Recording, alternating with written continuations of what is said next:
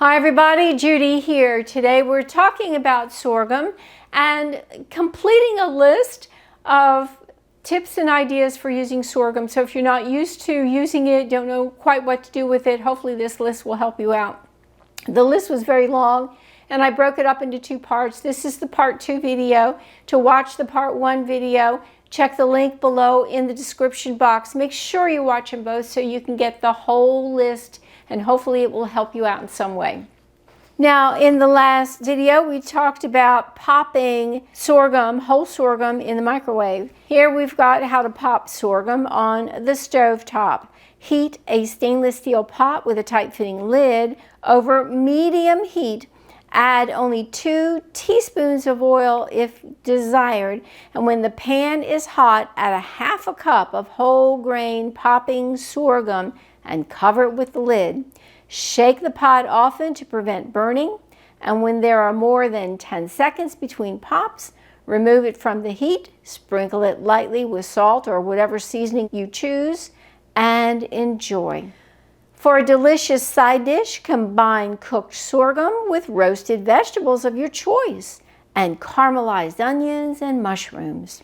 Sorghum has a nice chewy texture and a nutty flavor, so it makes an excellent addition to a grain bowl or salad. Sorghum is a very versatile grain that could be used in place of rice in just about any dish, whether it's a main course dish, a side dish, pilaf, soup, stew, or even a dessert like rice pudding. You could make sorghum pudding. Since it does have a long cooking time, in some cases it may be best to pre-cook the sorghum before incorporating it into a recipe. And by a long cooking time, I mean it takes about an hour to cook.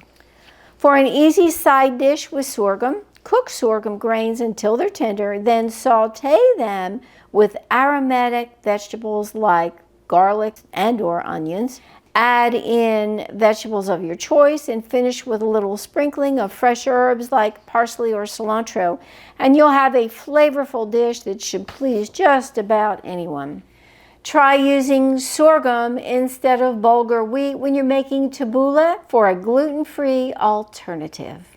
Now, when you're baking with sorghum flour, it's important to note that sorghum flour absorbs more liquid than does wheat flour. So the liquid ingredients in a recipe may need to be adjusted. Also, since sorghum does not contain gluten, it cannot be substituted 100% for wheat flour in baked goods that contain yeast. It should be used like other gluten-free flours, where a mixture of flours and a binder of some sort like xanthan gum or guar gum will help to improve the texture of the baked product. I do hope this helps you out. Let me know if you have any questions or comments below. Take care and bye for now.